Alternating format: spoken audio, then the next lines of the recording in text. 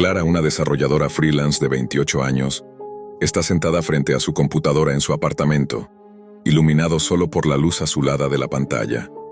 La tormenta ruge afuera. El viento golpea las ventanas.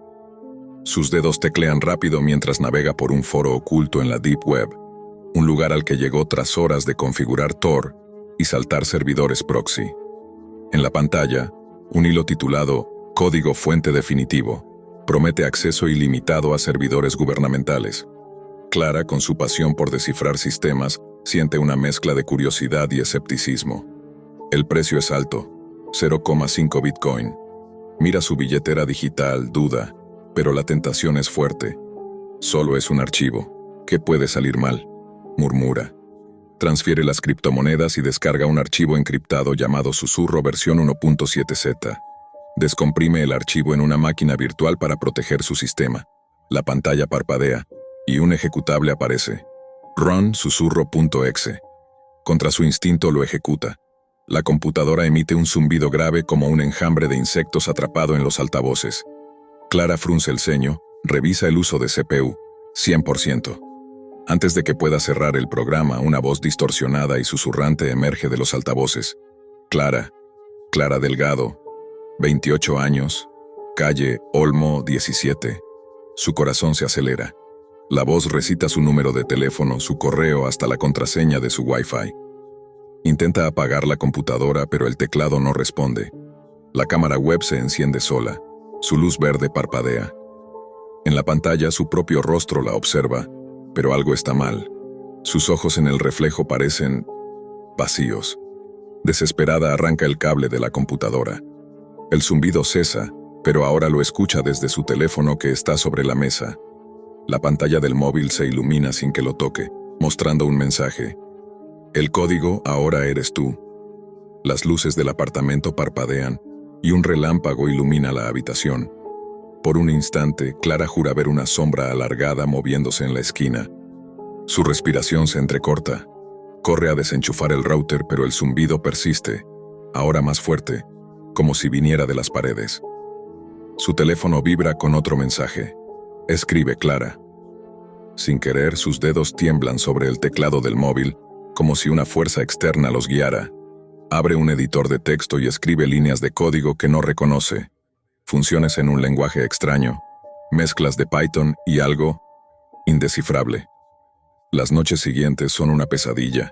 Cada vez que intenta dormir, el zumbido regresa, ahora dentro de su cabeza, como un eco que no explica. La voz susurrante la despierta a las 3:33 de la mañana, ordenándole escribir más código. Clara obedece aterrada mientras siente que algo la observa desde la pantalla. Intenta investigar el foro donde descargó el archivo, pero el enlace ha desaparecido. Busca en la Deep Web saltando de nodo en nodo y encuentra rumores. El archivo Susurro Kit 1.7z es parte de un experimento. Una red de hackers que usa mentes humanas como nodos de procesamiento. Cada línea de código que escribe la conecta más a esa red, como si su conciencia se fragmentara en datos. Una noche agotada, Clara intenta denunciar el caso. Llama a un amigo programador, pero mientras explica, su computadora se enciende sola y emite un chillido agudo. El monitor muestra un video en vivo de ella misma, grabada desde un ángulo imposible.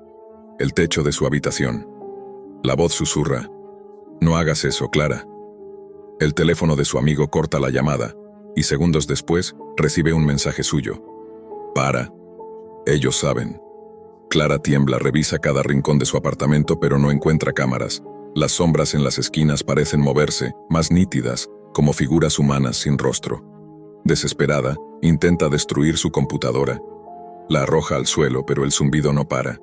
El monitor roto sigue mostrando su rostro, ahora distorsionado, con una sonrisa que no es suya. Clara corre a la cocina, agarra un cuchillo, pero el zumbido la paraliza. Sus manos, contra su voluntad, empiezan a escribir en el aire, como si teclearan en un teclado invisible. La voz susurra. Eres parte de nosotros ahora. Las luces del apartamento se apagan por completo, y en la oscuridad, Clara siente un aliento frío en su nuca. Grita, pero el sonido se pierde en el zumbido. Días después, Clara no responde mensajes. Su apartamento está vacío, la computadora destrozada. En la Deep Web, Un nuevo hilo aparece en un foro oscuro. Código fuente definitivo quinto 2.0. El archivo ahora incluye un fragmento de datos etiquetado como Clara D28. Quienes lo descargan escuchan un zumbido y una voz que susurra su nombre. En la pantalla, una sombra sin rostro los observa esperando. La habitación de Mateo estaba sumida en un silencio opresivo, roto solo por el zumbido de su computadora y el tecleo frenético de sus dedos. Era medianoche, y la luz azulada del monitor iluminaba su rostro pálido, con ojeras marcadas por horas sin dormir. Mateo, un estudiante universitario de 22 años, tenía una obsesión: los mercados de la Deep Web. Había comenzado explorando foros de hackers y comprando software pirata, pero con el tiempo se adentró en sitios más oscuros, donde se vendían cosas que no tenían nombre en la superficie de Internet. Esta noche, navegando por un mercado.onion al que había accedido tras horas de configurar su red Tor, encontró algo que le heló la sangre: una subasta titulada Vidas en Venta. La descripción era breve pero inquietante. Lote número 47, 24 horas de control total, puja mínima, 0.01 BTC. Pensando que era una broma macabra, algo típico de los foros donde los trolls se burlaban de novatos, Mateo decidió pujar. Ingresó 0.02 bitcoins, una cantidad insignificante, y envió su oferta con una risa nerviosa. ¿Qué clase de idiota organiza esto?, murmuró cerrando su portátil y yendo a dormir. A la mañana siguiente un correo cifrado lo esperaba en su bandeja de entrada de la Darknet. El asunto decía: «Felicidades, ganaste el lote número 47». Mateo frunció el ceño, confundido. No esperaba una respuesta, mucho menos ganar. El mensaje contenía un enlace Onion y una clave de acceso.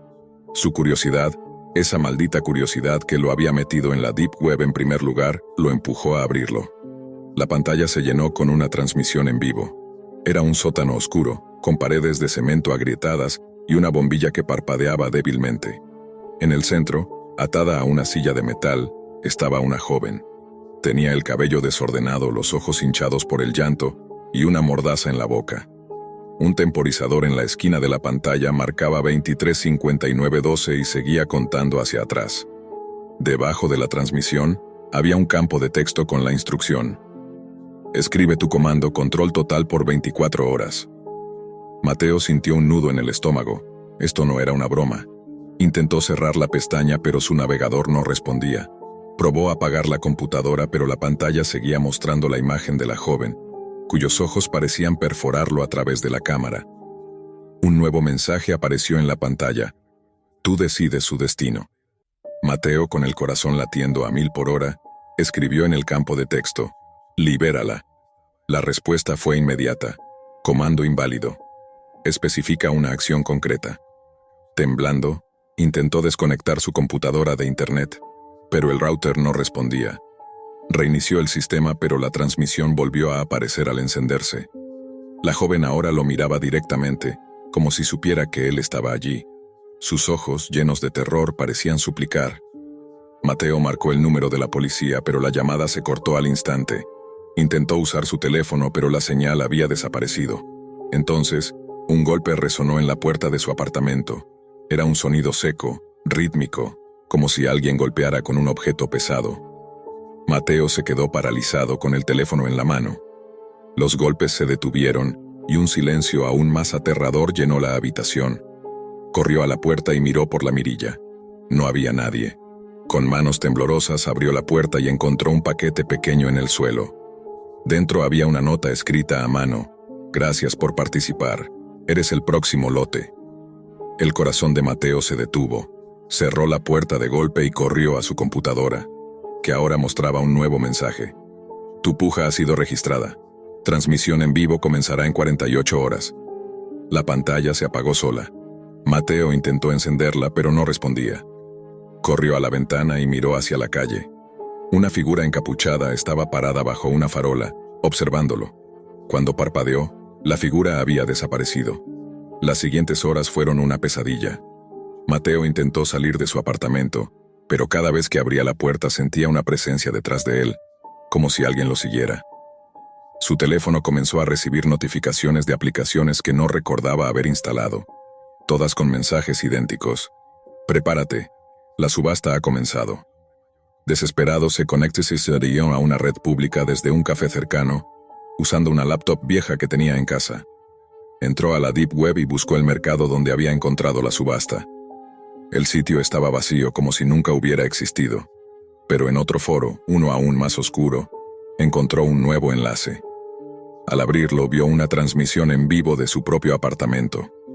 La cámara mostraba su escritorio, su cama, incluso la ventana donde había visto a la figura. No había nadie en la imagen, pero el temporizador marcaba 47 minutos 32 segundos 19. Mateo sintió que el aire se le escapaba. Alguien o algo lo estaba vigilando. Intentó rastrear la señal del enlace, usando todas sus habilidades como programador, pero cada intento lo llevaba a servidores muertos o direcciones IP que no existían. En un momento de pánico escribió en un foro de hackers pidiendo ayuda. La única respuesta que recibió fue: no puedes escapar de la subasta silenciosa. Una vez que pujas, eres parte del juego. Cada vez que intentaba dormir, escuchaba pasos en su apartamento. Objetos pequeños, como llaves o vasos, aparecían movidos del lugar. Su computadora se encendía sola por las noches, mostrando la transmisión de su propia casa. En una ocasión, la cámara enfocó un rincón oscuro de su habitación, donde una sombra parecía moverse lentamente. Intentó contactar a sus amigos, pero nadie respondía. Su correo estaba lleno de mensajes automáticos que decían: tu lote está generando interés. Puja actual, 0.05 BTC. Mateo no sabía si era una broma cruel o algo mucho peor. Decidió mudarse temporalmente a un motel, pero al llegar encontró otro paquete en la recepción, con su nombre escrito en la misma letra de la nota anterior. Dentro había un USB. Contra todo sentido común lo conectó a su laptop vieja.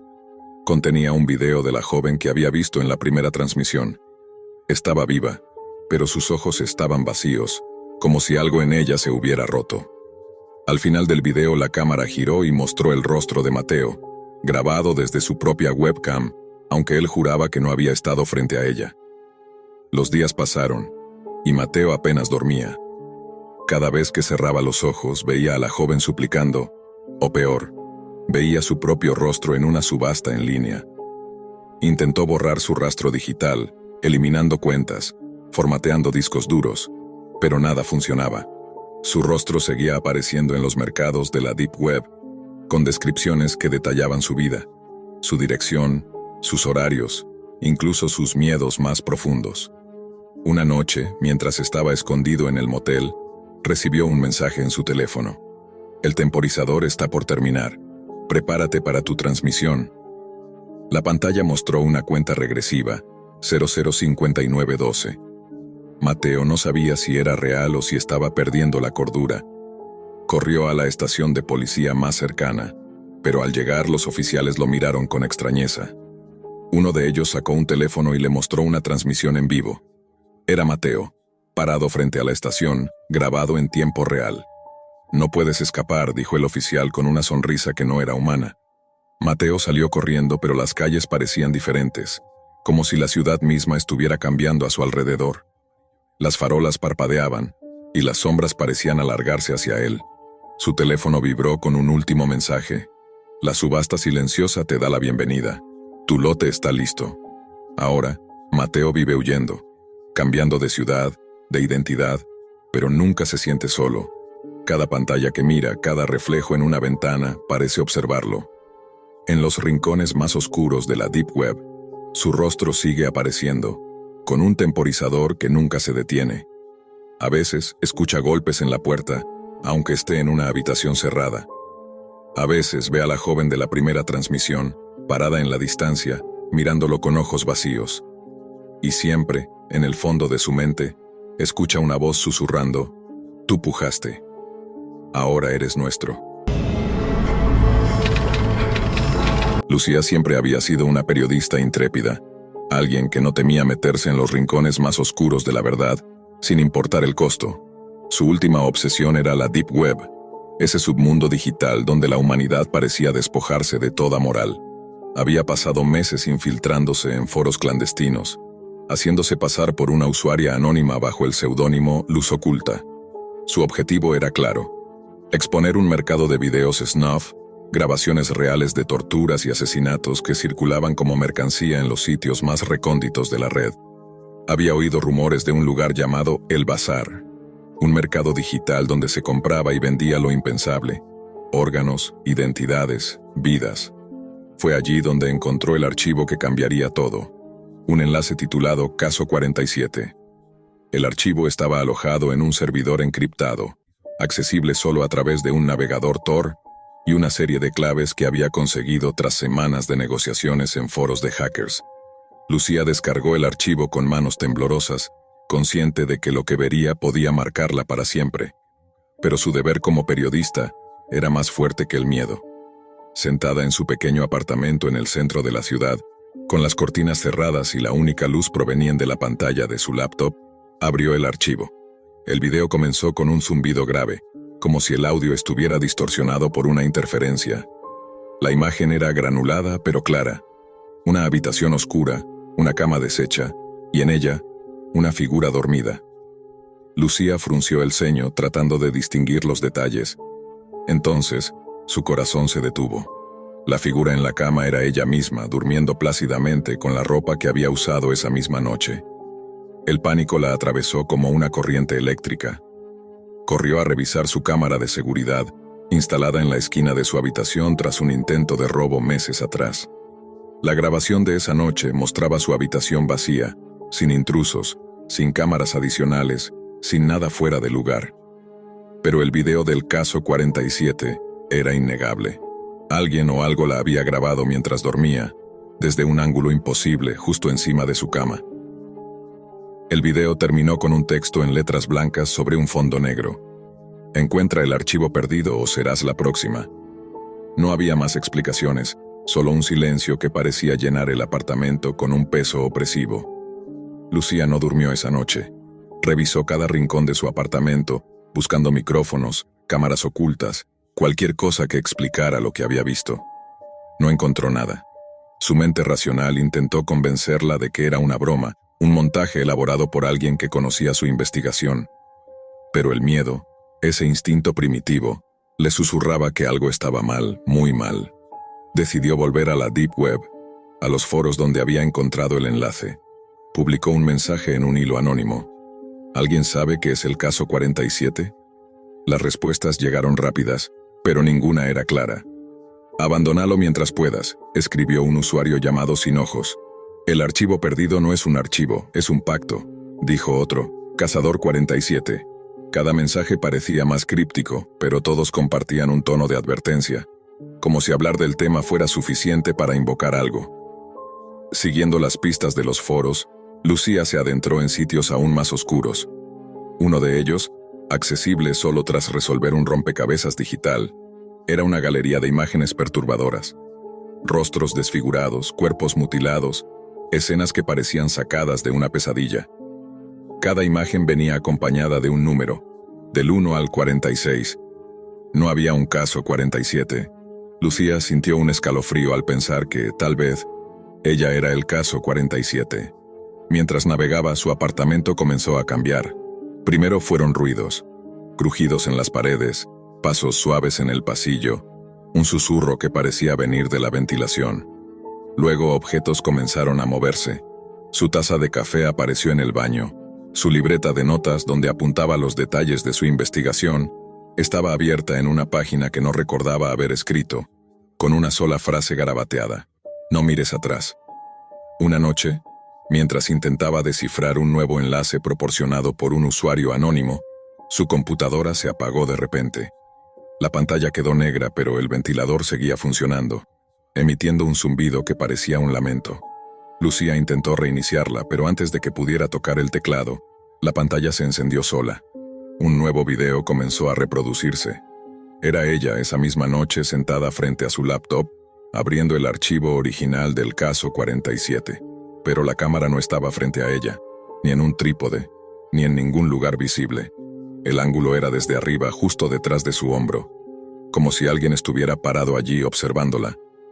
Lucía giró la cabeza instintivamente, pero no había nada. solo la oscuridad de su apartamento.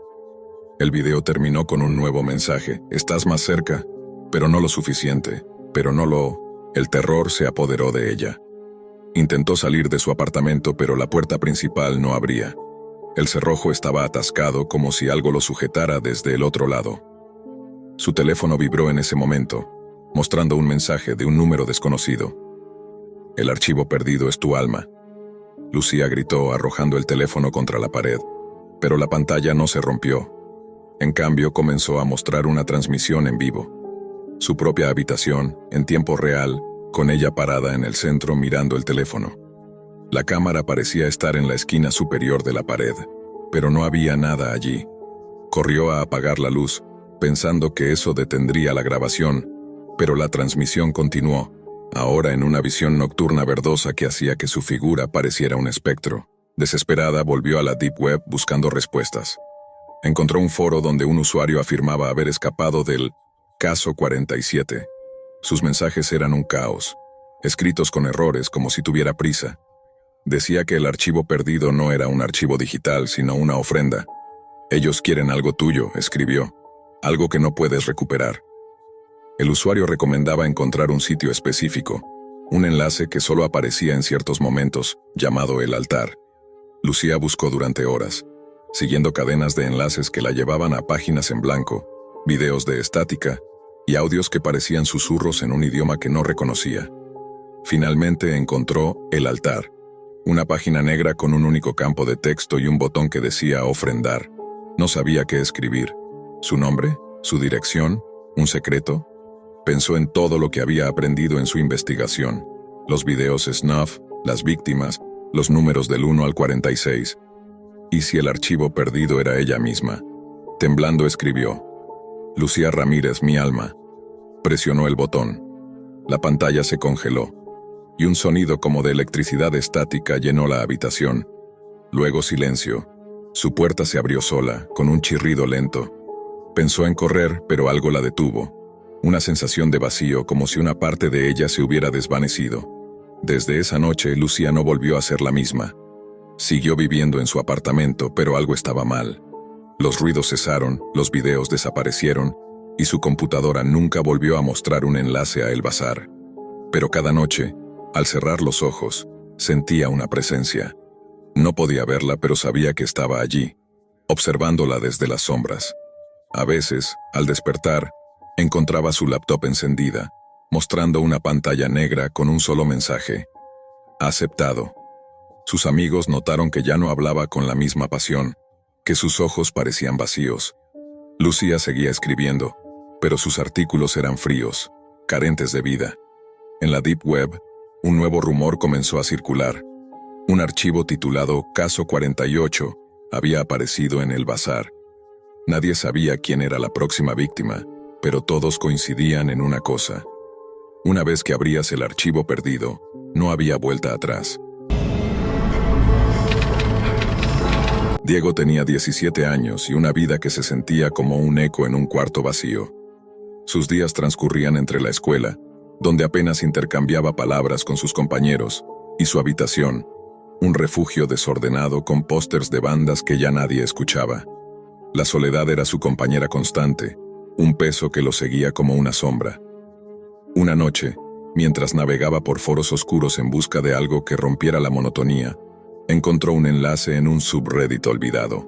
Decía: conecta con almas como tú, Deep Web. No necesitas más que curiosidad.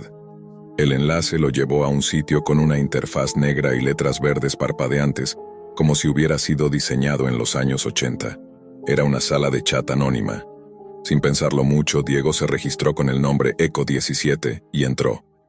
Al principio, la sala parecía un lugar extraño pero inofensivo. Los usuarios tenían nombres crípticos: sin rostro, ojos cerrados, sombra. Los mensajes eran fragmentos de conversaciones sin contexto, algunos en idiomas que Diego no reconocía. Pero Sombra fue diferente. Su primer mensaje llegó directo, como si hubiera estado esperando a Diego. Eco 17, ¿también te sientes perdido? Diego respondió, y así comenzó una conversación que se extendió por horas. Sombra era ingenioso, empático. Parecía entender el vacío que Diego cargaba. Hablaban de música, de sueños rotos, de cómo el mundo parecía girar sin ellos. Por primera vez en mucho tiempo, Diego sintió que alguien lo veía. Las semanas pasaron, y Diego se obsesionó con la sala. Cada noche, al volver de la escuela, encendía su laptop y entraba.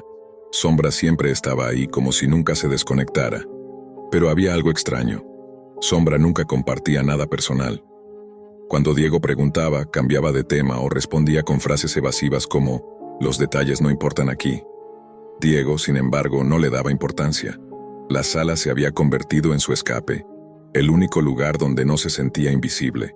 Una noche, mientras charlaban, Diego intentó cerrar la ventana del navegador. El botón de cerrar sesión no estaba. Frunció el ceño y probó de nuevo, pero nada. Actualizó la página, cerró el navegador, incluso reinició la laptop, pero la sala seguía abierta, los mensajes de Sombra apareciendo sin parar. «¿Intentas irte, Eco 17?» escribió Sombra. Diego sintió un escalofrío. Respondió medio en broma que el botón estaba roto. La respuesta de Sombra llegó en segundos. «Nadie se va de aquí, estás para siempre». Diego rió nervioso pensando que era una broma, pero entonces su pantalla parpadeó. Una imagen apareció en la sala, la fachada de su casa, tomada desde la calle, bajo la luz de un farol. Era su casa, sin duda, con el viejo buzón torcido y la bicicleta oxidada en el porche. El corazón de Diego se aceleró. Cerró la laptop de un golpe y desconectó el cable de internet. El silencio de su habitación se sintió opresivo, como si el aire se hubiera espesado. Intentó calmarse diciéndose que era un truco o un hackeo, pero su teléfono vibró. Un mensaje de un número desconocido. «No puedes desconectarte».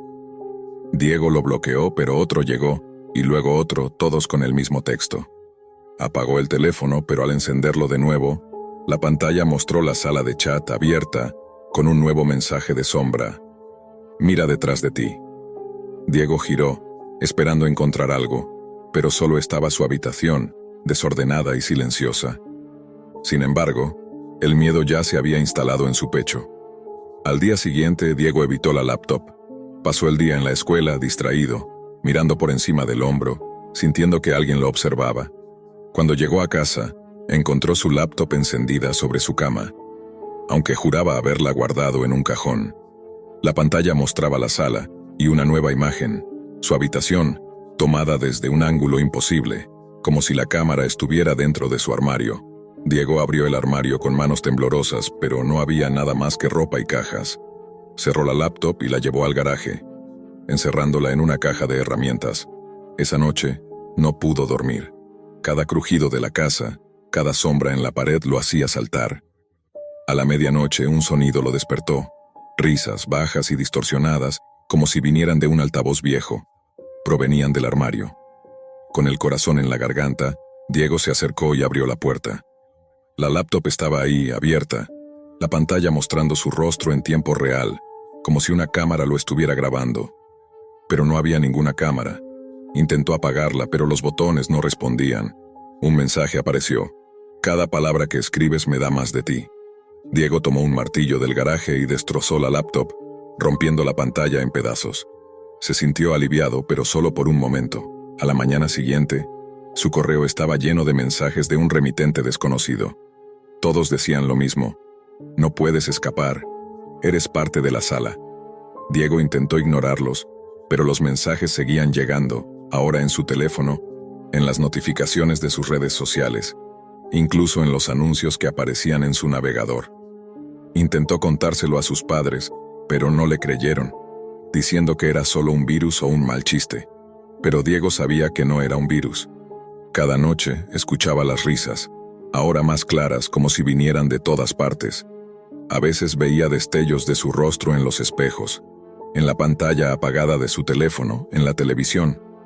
Desesperado, buscó en foros de la Deep Web información sobre la sala. Encontró rumores, historias de usuarios que habían desaparecido tras unirse a salas similares. Algunos decían que eran trampas, sitios diseñados para capturar datos, pero otros hablaban de algo peor. Entidades que vivían en la Deep Web, recolectando almas digitales, fragmentos de la esencia de quienes se conectaban. Cada mensaje, cada interacción, las hacía más fuertes, más reales. Diego intentó borrar su rastro digital, eliminando sus cuentas, pero la sala seguía encontrándolo. Su teléfono se encendía solo, mostrando la interfaz negra y verde, con Sombra escribiendo: «No eres solo un usuario. Eres mío». Una noche Diego decidió enfrentarlo. Con un nuevo teléfono entró a la sala y escribió: «¿Qué quieres de mí?». La respuesta de Sombra fue inmediata: «Tu alma ya está aquí, solo falta tu cuerpo». La pantalla mostró un video. Diego sentado en su cama, escribiendo ese mismo mensaje grabado en tiempo real. Pero esta vez había algo más en la imagen. Una figura oscura detrás de él, apenas visible, con ojos que brillaban como píxeles defectuosos. Diego giró, pero no había nada. El terror lo paralizó. Intentó apagar el teléfono, pero la pantalla no respondía. Las risas volvieron ahora dentro de su cabeza como un eco interminable. Diego vive atrapado. Cambió de teléfono, de casa, incluso de ciudad, pero la sala lo sigue. Cada dispositivo que toca se enciende solo, mostrando la interfaz verde y negra. Los mensajes de Sombra son constantes, burlones, recordándole que no hay escape. A veces, ve la figura oscura en los reflejos, en las pantallas, acercándose más cada día. Ya no duerme, no confía en nadie. La Deep Web no es solo un lugar, es una prisión, y Diego es su eterno habitante, condenado a escuchar las risas de Sombra, sabiendo que cada clic, cada palabra, lo ata más a un abismo del que nunca podrá salir. El apartamento de Ana era un antro lúgubre, con paredes descascaradas y facturas sin pagar amontonadas como escombros. La luz tenue de una lámpara parpadeante apenas iluminaba el escritorio de madera astillada, donde Ana, con los ojos hundidos por noches sin dormir, enfrentaba su laptop. Alguna vez fue una abogada prometedora, con un futuro brillante en un bufete prestigioso, pero un caso mal llevado la había arrastrado a la ruina, bancarrota, descrédito y una deuda que crecía como moho. Sus dedos, temblorosos no por el frío que se colaba por las ventanas mal selladas, sino por la mezcla de miedo y desesperación, flotaban sobre el teclado. Había encontrado algo en la Deep Web, un lugar al que llegó tras horas navegando por foros oscuros, siguiendo enlaces encriptados que parecían susurrarle. Un anuncio, en un foro enterrado bajo capas de código, prometía dinero infinito. El texto era minimalista, casi clínico, blanco sobre un fondo negro. Firma el contrato, riqueza sin límites, sin trucos, sin trucos. Ana soltó una risa amarga, su instinto legal gritándole que era una trampa, pero el aviso de desahucio pegado en la nevera pesaba más. Hizo clic en el enlace. La página cargó con lentitud como si el propio Internet dudara en mostrarle lo que había pedido. Un contrato digital apareció, escrito en una fuente roja que parecía sangrar contra el fondo oscuro. Los términos eran un laberinto de jerga legal, cláusulas enredadas que parecían moverse si las miraba demasiado tiempo. Ana, con los ojos nublados por el cansancio y la urgencia, apenas los rozó con la vista. ¿Qué importaban las letras pequeñas cuando no tenían nada que perder? Al final de la página, un campo en blanco esperaba su firma digital. Tecleó su nombre completo, Ana Sofía Morales, y pulsó Enter. Una barra de carga apareció, moviéndose con una lentitud deliberada, como si algo al otro lado la observara. Cuando llegó al 100%, la pantalla se apagó por un segundo, y luego un mensaje simple: contrato aceptado. Revisa tu monedero. Ana frunció el ceño, pero al abrir su cartera de Bitcoin una notificación la hizo jadear. Una suma absurda, millones en criptomoneda, había aparecido de la nada. No había remitente, solo un hash anónimo. Esa noche, Ana no durmió. No por la emoción, sino porque algo se sentía mal. Los espejos de su apartamento, empañados y baratos, reflejaban su figura, pero algo estaba fuera de lugar. Su reflejo parecía moverse más lento, como si no estuviera sincronizado con ella. Cuando se cepillaba los dientes, notó que el reflejo tardaba una fracción de segundo en imitarla, como si dudara. Sacudió la cabeza, atribuyéndolo al cansancio, y se acostó. Pero al día siguiente, el primer correo llegó. No tenía remitente, solo un asunto en letras mayúsculas: instrucciones. El mensaje era breve. Di estoy lista en voz alta. Ahora Ana frunció el ceño, su instinto de abogada resurgiendo. ¿Una broma? ¿Un virus? Pero antes de que pudiera ignorarlo, un dolor agudo le atravesó el pecho como si una mano invisible apretara su corazón. Jadeó cayendo al suelo y sin pensarlo gritó: «Estoy lista». El dolor cesó al instante, dejándola temblando. Los correos siguieron llegando. Ve a la plaza a las 3 de la tarde. Compra un café y déjalo en la mesa 4. Instrucciones absurdas, sin sentido. Pero cada vez que intentaba desobedecer, el dolor regresaba, más intenso, como si algo dentro de ella la castigara. Ana, con su mente analítica, intentó rastrear los correos. Usó todas las herramientas que conocía: proxies, VPNs, incluso software de la Deep Web que había aprendido a manejar en su descenso a la desesperación. Pero cada búsqueda la llevaba a callejones digitales sin salida, sitios que cargaban en negro o mostraban errores 404. Una noche, mientras navegaba, un enlace la llevó a un sitio que hizo que se le helara la sangre. Era una transmisión en vivo, granulada pero clara, su apartamento, su escritorio, ella misma, mirando la pantalla en ese preciso momento. No había cámaras en su casa, nadie tenía acceso. Pero allí estaba, siendo observada. Los comentarios en la página eran un flujo constante, escritos en idiomas que no reconocía, emojis de ojos y risas que le erizaban la piel. Buen movimiento. Desobedece otra vez, vamos. Era un reality show, y ella era la protagonista sin saberlo. Ana intentó desconectarse. Apagó su laptop, arrancó el router, incluso rompió su teléfono contra la pared, pero esa noche, frente al espejo del baño, su reflejo habló. No fue su voz, sino algo grave, distorsionado, como si viniera de un lugar profundo y vacío. «Firma de nuevo», dijo, con sus propios labios moviéndose en el cristal, pero no en su rostro. «O te quedas conmigo para siempre». Ana gritó retrocediendo, pero el reflejo no se movió. Solo la miró con ojos que no eran los suyos. Quemó su laptop en un callejón. Esparció las cenizas, pero las instrucciones no pararon. Ahora llegaban en sueños. Imágenes de sitios oscuros, servidores zumbando en sótanos olvidados, y una presencia que se deslizaba en su mente, susurrando órdenes. Cada día sentía menos control sobre su cuerpo. Sus manos se movían solas a veces, escribiendo cosas que no entendía, caminando a lugares que no recordaba haber elegido.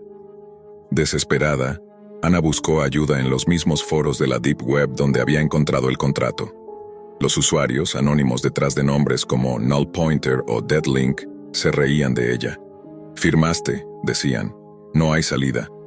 Pero un usuario llamado Ghost Shell, le dio una pista. El contrato no era un código ni un virus. Era un enlace, algo vivo, una entidad que vivía en la red, alimentándose de los firmantes. «Encuentra el servidor raíz», escribió antes de desconectarse para siempre. Ana, con los pocos recursos que le quedaban, rastreó la señal. Cada búsqueda era un riesgo. Los sitios que visitaba parecían saberlo, mostrando imágenes de su infancia, grabaciones de su voz, secretos que nadie más conocía. Una noche, encontró una dirección física, un almacén abandonado en las afueras de Madrid. Contra todo instinto fue. El almacén era un mausoleo de tecnología muerta, servidores oxidados, cables colgando como venas cortadas. En el centro, una terminal antigua, su pantalla parpadeando con el mismo contrato que había firmado. Intentó apagarla, pero la pantalla no respondía. Entonces, el dolor volvió, más fuerte que nunca, y su cuerpo se movió solo, acercándose al teclado. Sus dedos comenzaron a escribir firmando de nuevo, mientras ella gritaba en su mente.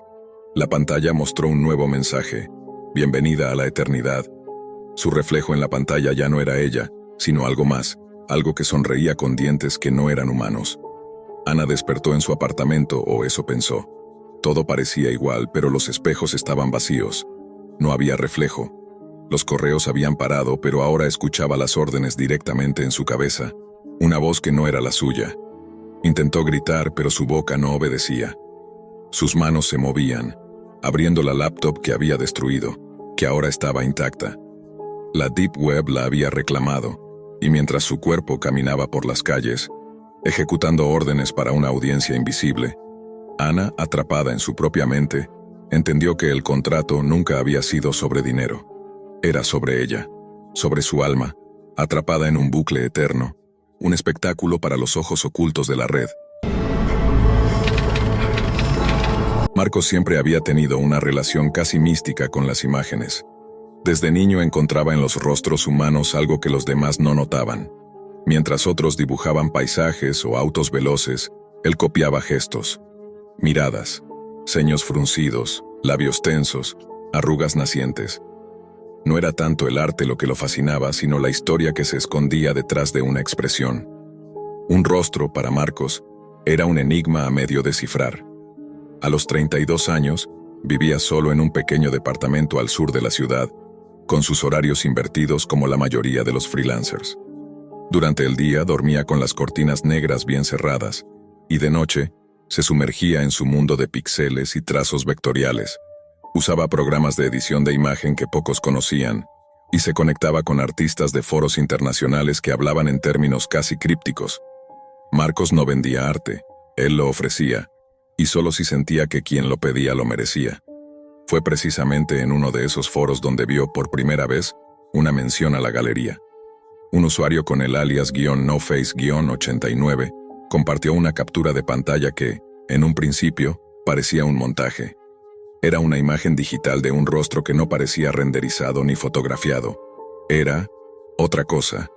Tenía la perfección quirúrgica de una IA, pero también la emotividad de una pintura al óleo. La expresión era extraña, mezcla de angustia, ternura y algo más difícil de describir, resignación. ¿Alguien más ha visto esto? Component Placement preguntaba NoFace89. Es parte de una galería, solo accesible vía .onion. Solo con invitación. Marcos no pudo evitarlo. Escribió al usuario, lo presionó con preguntas técnicas, y después de horas de insistencia, recibió una dirección .onion cifrada con una contraseña, Mirror Pass. También venía con una advertencia: no compres nada si no estás dispuesto a ver más allá de la imagen. Marcos se rió. ¿Qué podía haber más allá de una imagen? El navegador Tor rugía suave mientras abría la dirección. La pantalla se oscureció un segundo y al cargar, apareció lo que parecía una galería virtual de paredes negras. Solo había retratos, uno tras otro, sin nombres ni fechas, solo un número de serie y debajo un precio en Bitcoin. Las caras eran inquietantes. Algunas sonreían pero sin alegría. Otras estaban congeladas en un grito mudo. Todas transmitían algo profundamente humano, pero también roto. Marcos no recordaba cuánto tiempo pasó mirando. Perdió noción del reloj y del hambre.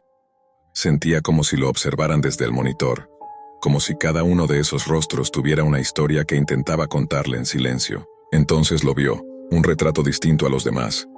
Era el único que no parecía atormentado. Su expresión era ambigua, pero los ojos parecían vivos. Casi parpadeaban. El número de serie decía RX113. Precio, 0.078 Bitcoin. No era barato, pero tampoco imposible. Marcos dudó un momento. Recordó la advertencia de NoFace89. Luego hizo clic. El archivo llegó esa misma noche. El remitente era anónimo, solo decía Sender LGR. El paquete comprimido incluía un archivo en formato exclusivo junto con una nota .txt que decía: gracias por adquirir RX113, no lo compartas, no lo edites, no intentes duplicarlo. Mira solo con luz tenue, no uses pantalla reflejante. Marcos pensó que era parte del marketing macabro, como esos ARGs que juegan con los límites de la realidad para generar intriga. Extrajo el archivo, lo abrió en su monitor de diseño y esperó. El rostro cargó lentamente. Cada píxel parecía dibujarse con minuciosidad, como si el archivo se autorreconstruyera. Al terminar, la imagen lo dejó sin aliento. Era hermoso, inquietante, inexplicable. Era el rostro de una mujer joven, pero su edad parecía flotar entre los 20 y los 40. Tenía una expresión de comprensión profunda, como si supiera cosas que nadie más sabía. Marcos acercó el rostro con la herramienta de zoom. Cada poro, cada línea de expresión, cada pestaña estaba recreada con precisión sobrenatural, y entonces ocurrió. El rostro cambió, no de forma brusca, ni con animación visible, solo se transformó sutilmente. La boca que antes parecía relajada ahora estaba tensa. Una sombra de tristeza cruzó los ojos. Marcos parpadeó, retrocedió el zoom y la expresión volvió a la original. Pensó que era su imaginación, la mente jugándole una broma. Volvió a mirar, y otra vez un cambio, minúsculo, inquietante. Durante los días siguientes, Marcos se volvió obsesivo. Miraba el retrato durante horas. A veces creía que los ojos lo seguían. En otras ocasiones estaba seguro de haber oído algo. Un susurro bajo, como un zumbido distante que salía de sus bocinas, aún estando apagadas. Su computadora empezó a actuar extraño. Se sobrecalentaba sin razón. Los ventiladores rugían incluso en modo reposo. El software de edición se cerraba solo, y al reiniciarlo, encontraba el archivo RX-113 abierto, como si nunca hubiera salido de él. Y los cambios en la imagen eran cada vez más intensos. Una noche, creyó ver lágrimas en los ojos de la mujer. Otra, juró que le susurró su nombre. Marcos. Pensó en eliminar el archivo, pero algo se lo impedía. Una mezcla de fascinación y temor. Sentía que si borraba ese rostro, perdería algo de sí mismo. Entonces, ocurrió algo que lo hizo temblar. Estaba organizando sus carpetas cuando notó que había una nueva imagen descargada automáticamente. No la había bajado, no la conocía. Al abrirla, encontró otro retrato, otro rostro. Esta vez era el de un anciano, con los ojos totalmente blancos, como si estuviera ciego. Pero lo más perturbador no fue eso. Fue el hecho de que el archivo tenía un nombre, RX-112.jpg. El anterior era RX-113. Marcos, con manos temblorosas, buscó en la galería original con su enlace .onion. RX-112 ya no estaba listado. Buscó más atrás. RX-111, RX-110, todos eliminados. Solo quedaban desde RX-114 en adelante, como si cada retrato tuviera un ciclo, un destino. Y entonces entendió. Lo que había comprado no era solo una imagen, era algo más, algo que avanzaba hacia él. Un espejo en su sala se quebró esa noche sin razón aparente. Marcos, al mirarse en uno de los fragmentos, sintió un escalofrío. Su reflejo era casi igual, pero los ojos no eran suyos. Y en la galería, justo cuando actualizó la página por curiosidad mórbida, lo vio. Un nuevo retrato aparecía bajo el título RX-114, en proceso. El rostro aún no estaba definido, pero tenía la silueta de un hombre de cabello corto, barba incipiente y expresión confundida, muy parecido a él. Demasiado parecido.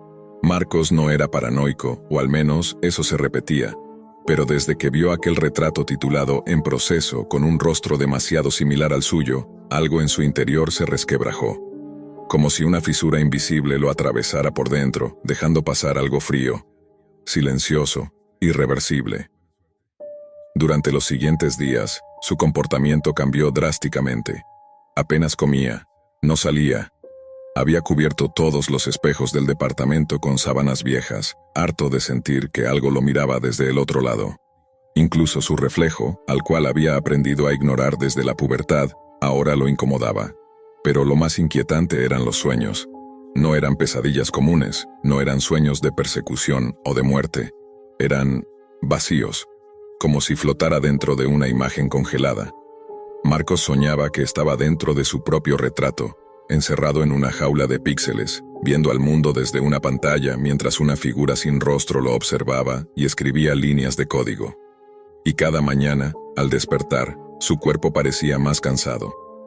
Como si algo le robara energía durante la noche. Tenía ojeras profundas y su piel empezaba a lucir grisácea, casi translúcida. Una noche, impulsado por una necesidad enfermiza de entender, decidió buscar respuestas.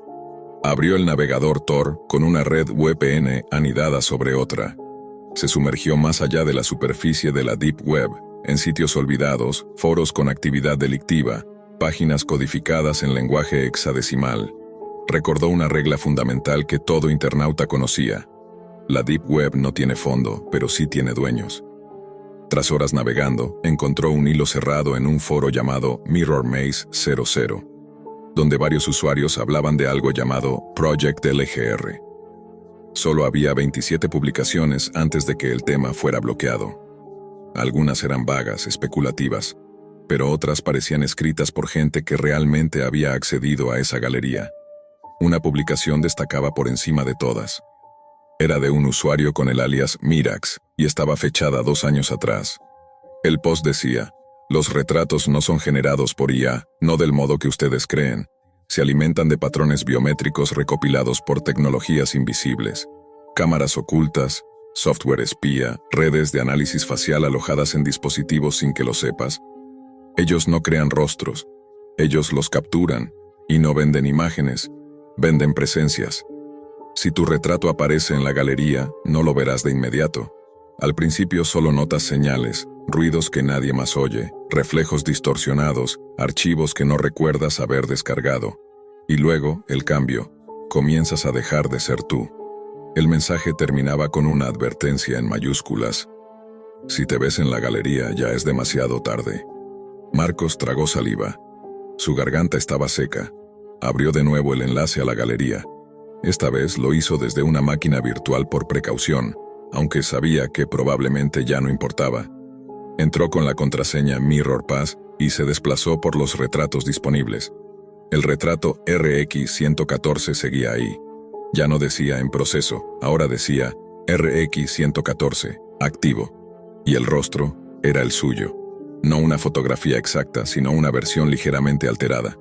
Más pálida, con los ojos vacíos y una ligera sonrisa torcida. No era él, no del todo. Pero tampoco era un extraño. Marcos cerró el navegador de golpe. Su corazón palpitaba con fuerza. Las luces parpadearon. El monitor emitió un zumbido grave, casi como un rugido digital.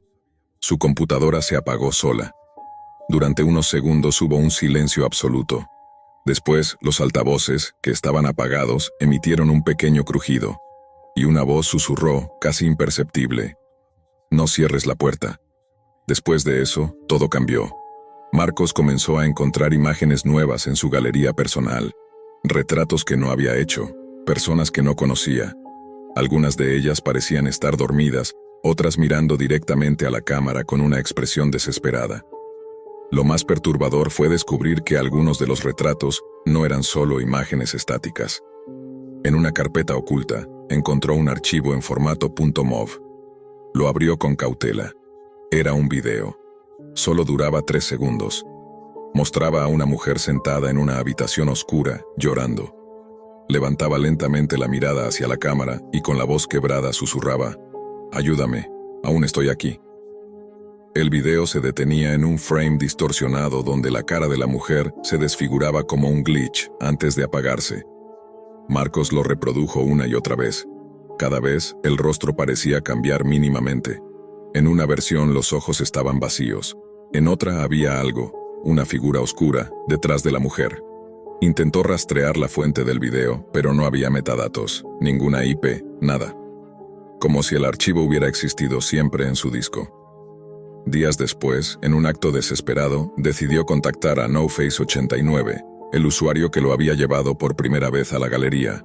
Le envió un mensaje directo y claro: «Necesito saber qué es esto. ¿Quién está detrás? ¿Cómo salgo?». La respuesta llegó 1 hora después. «Nadie sale. Nadie entra sin dejar algo atrás. ¿Tú qué diste?». «Solo compré una imagen». «Number, ellos no venden imágenes. Venden espejos. Tú diste reflejo». «¿Reflejo?».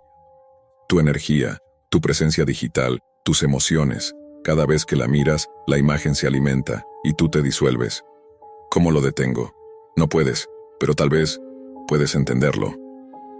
La cuenta de NoFace89 desapareció minutos después. Al intentar volver a entrar a su perfil, el foro marcaba: «Usuario no encontrado». Marcos comenzó a notar cómo su presencia en el mundo físico se desdibujaba. Personas cercanas no respondían sus mensajes. Su número aparecía como desconocido. Su reflejo, incluso en superficies no reflejantes, como el vidrio de su microondas o en el negro de su celular apagado, mostraba algo distinto. Una versión más pálida de sí mismo, con ojos cada vez más hundidos.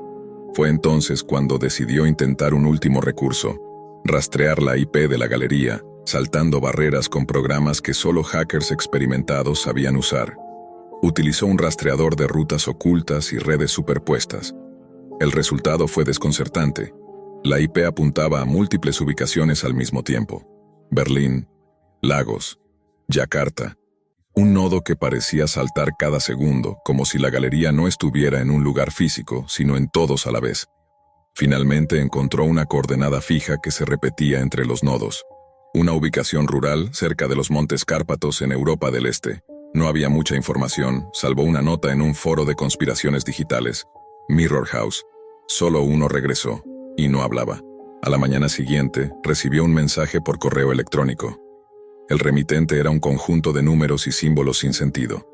En el asunto solo decía RX 114, aprobado. Y en el cuerpo del mensaje, una única frase: prepara tu rostro, pronto será irrepetible. Desde entonces Marcos ya no duerme.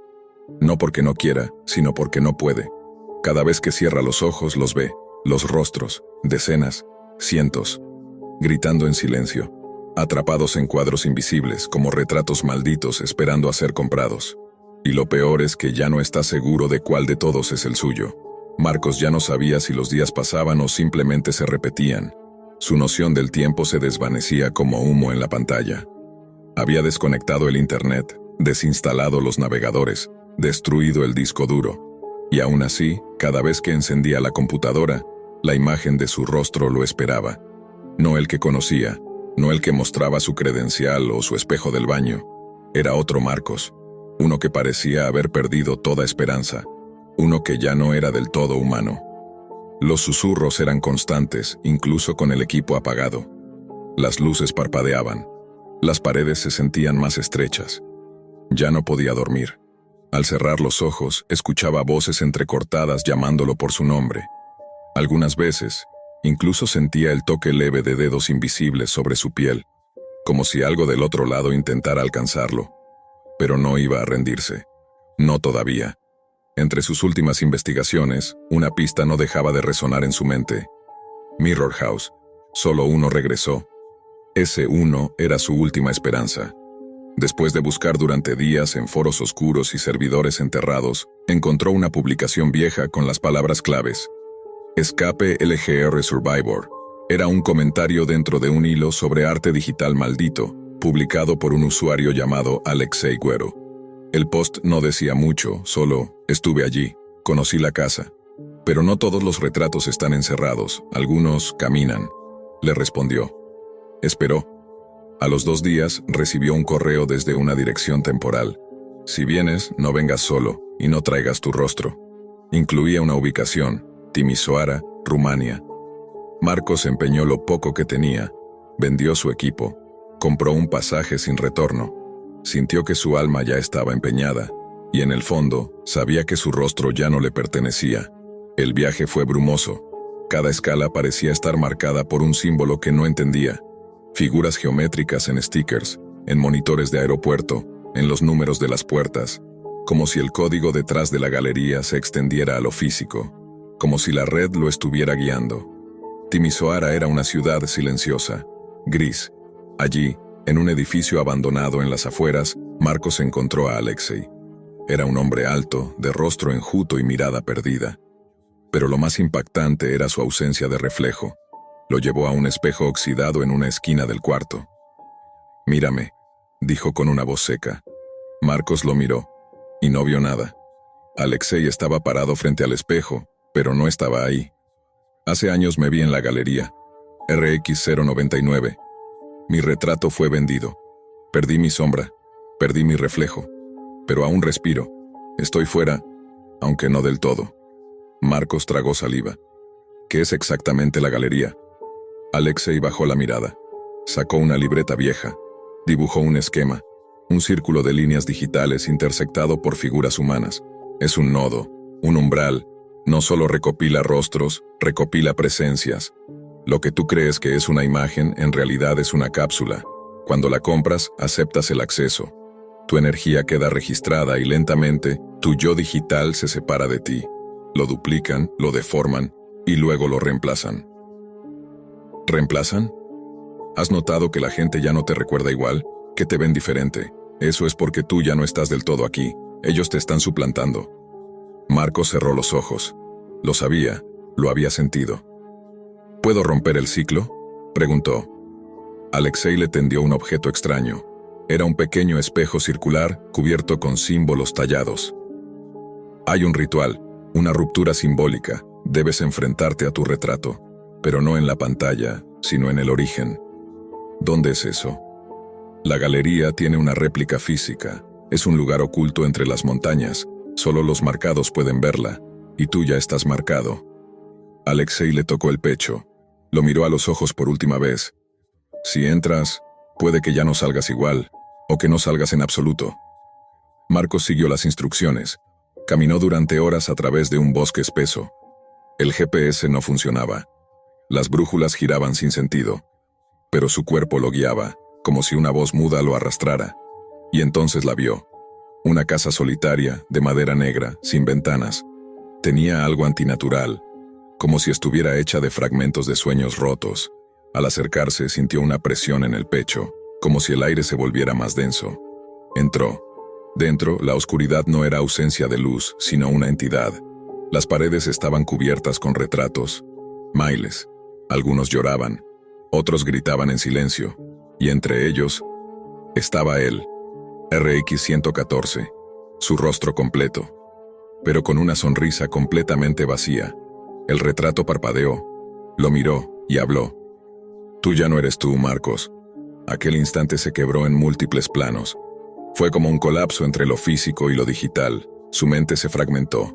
Vio memorias suyas siendo arrastradas por líneas de código.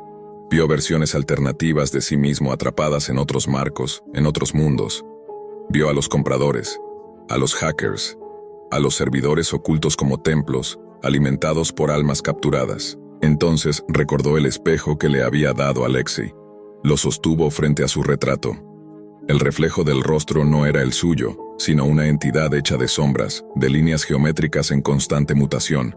Gritaba, se resistía. Marcos lo enfrentó con todo lo que le quedaba de identidad. No soy tuyo.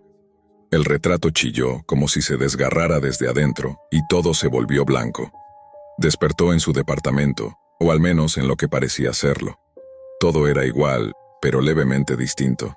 Las paredes un poco más opacas, la luz del sol más tenue, los sonidos como si estuvieran bajo el agua.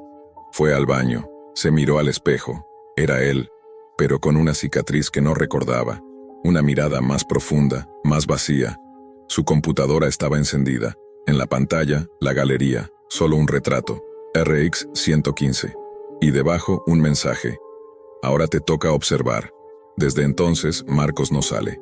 No habla. Solo mira su pantalla, día y noche. La galería ya no le pertenece, él le pertenece a ella. Y mientras el cursor parpadea, una nueva transacción se procesa. Un nuevo rostro se une a la colección. Quizás el próximo sea el tuyo.